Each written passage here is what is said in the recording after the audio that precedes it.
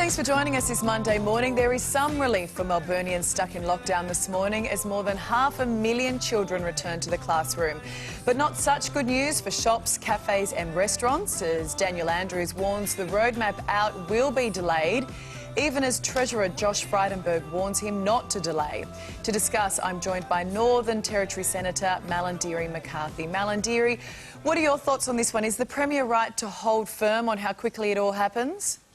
Well, I can certainly say it must be a massive relief for those families, Ali, who are going to certainly be able to send their kids to school this week. But clearly there's obviously worries for the businesses. But this is going to have a profound impact once the kids go back to school in a positive way anyway. Oh, can you imagine how those parents and those kids are feeling right now? Pretty much 7 months out of the classroom. Yikes. Absolutely. And imagine, you know, you've got kids, I've got kids, you know, staying at home, having to teach for that long, work with your children, try and get them out of the house.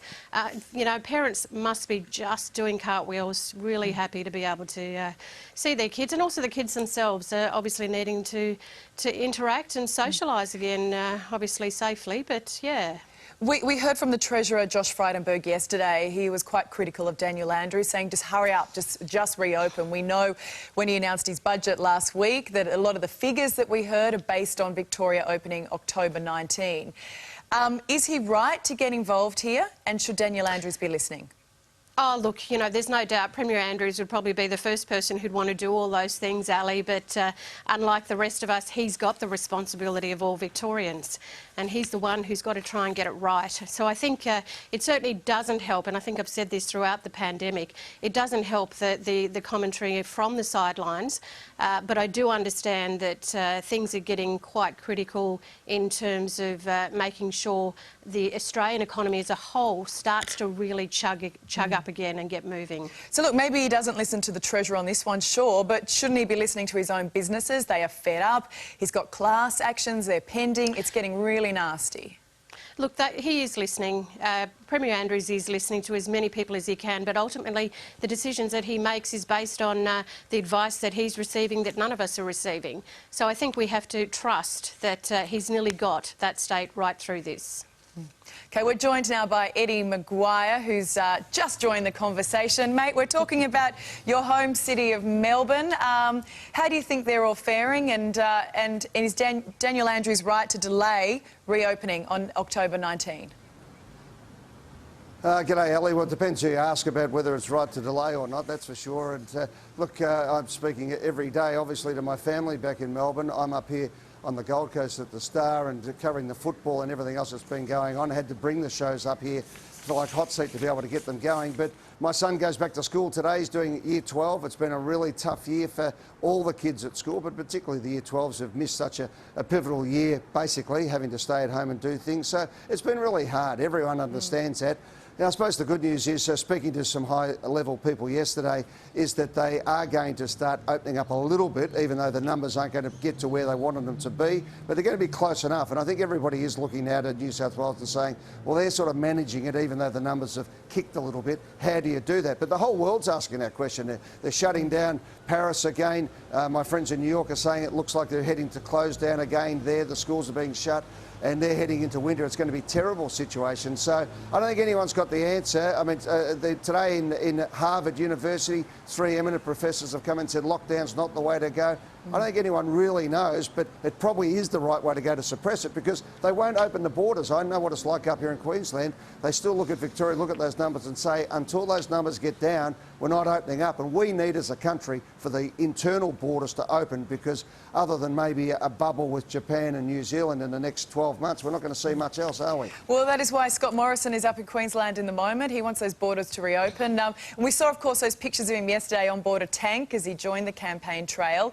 But his arrival in the Sunshine State, it has stirred up a bit of a political firestorm. Deputy Premier Stephen Miles has accused him of taking a week off to campaign, and the PM's response: grow up. Malarndirri, given the COVID crisis is happening, what do you think? Should the PM stay out of it? Don't PMs always get involved in state elections? Well, the PM didn't get involved in the Northern Territory election, but the Deputy Prime Minister certainly did come up here, Ali. Look, it's not unusual, obviously, for federal members of Parliament, and particularly the Prime Minister, to try and encourage people to look to his party.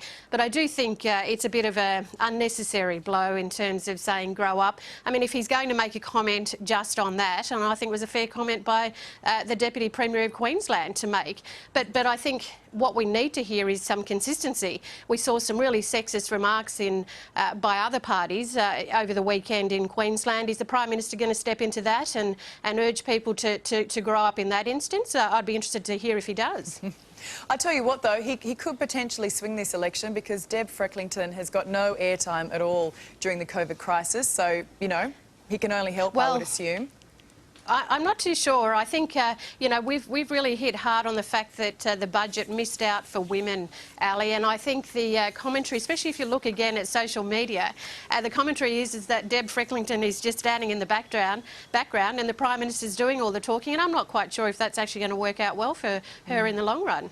So, but we'll see what happens. You know, Eddie, I want to talk to you about your beloved Collingwood. I tell you what, it was a tough one over the weekend. It was hard to watch.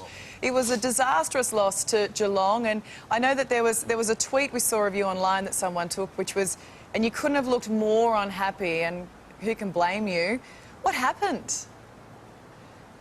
Look, it wasn't so much unhappy. I was just sad, to be honest. It was a really tough year, and you know what? I was so proud of our guys. I was in the rooms after. I haven't seen them all year in the flesh, and I was talking to our skipper Scott Pendlebury and to the coach Nathan Buckley, and basically, you know, what you want from your team is to leave nothing behind, and they didn't. They had a real go, and it was left behind in Perth. It was done. They were cooked. They came back. They convinced themselves they were right to go. I watched the warm-up. Geelong were really sharp. I thought, geez, they're on. I looked at our guys. I said, no, we're okay here. And then Geelong came out and played amazing football. We were on our heels all the time. We couldn't get forward. And you know what?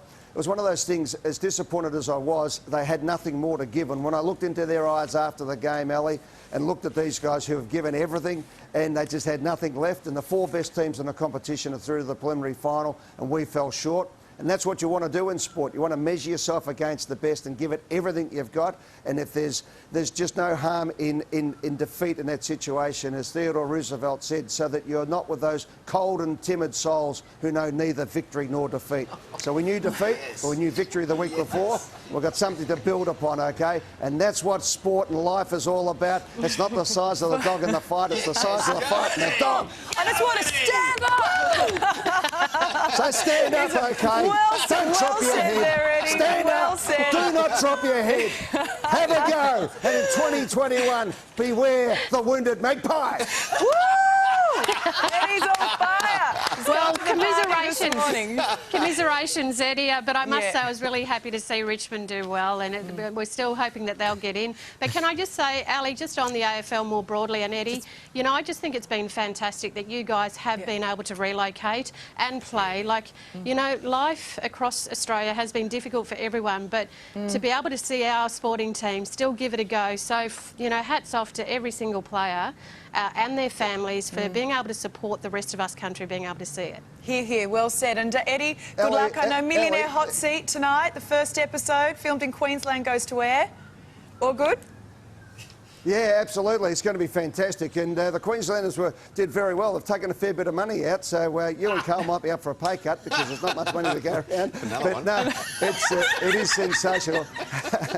Sorry, Carl. How many haircuts can you have? That's that kind of, you know, laughter that you don't quite mean laughter that I'm hearing from Prasad Real. That's funny. Not.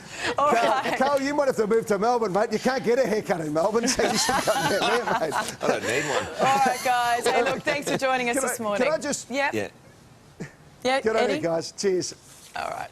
Still I to was come. just going to say, to back up what we just said there, I reckon at the end of the year, I'm fired up, I'm going to go again. Yeah. I reckon at the end of the year, when the Queen's birthday or the New Year's honours come out, that Peter V'landys and Gil McLachlan should be getting an Order of Australia for what rugby league and what Australian rules football has been able to give to this country in tough times. And they're living proof of adaptability on how you can go about really turning things around, turning a negative into a positive. So there you go. Have a great morning, everybody. Unreal. Unreal. Thanks, guys. Appreciate it. Okay. And still to come on today, Sydney's Southwest